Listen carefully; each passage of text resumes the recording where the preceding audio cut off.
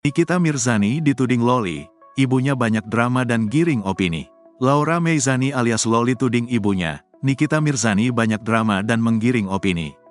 Pacar Fadel Bajideh, Loli juga mengaku sudah lelah bermasalah dengan Nikita Mirzani.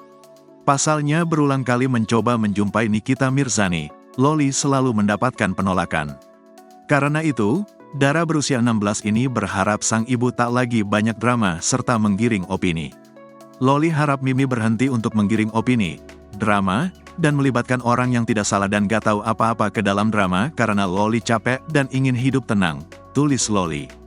Meski begitu, Loli juga sempat meminta maaf atas perbuatannya dulu yang lebih memilih membela Antonio Dedola dibandingkan ibunya, Nikita Mirzani. Saya Laura kali ini saya sangat memohon maaf sebesar-besarnya kepada Mimi atas yang sudah terjadi selama ini, ujar dia. Diungkapkan Loli, ia meminta bertemu Nikita Mirzani bukan untuk meminta warisan. Mantan kekasih Sean Michael Alexander ini bahkan mengaku tidak peduli dengan status di kartu keluarga maupun asuransi. Ia hanya ingin membereskan masalah mereka yang tak kunjung selesai.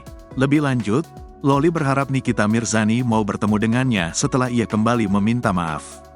Ia juga berjanji akan membuat sang ibunda bangga meski sudah tak lagi dianggap sebagai anak kandung.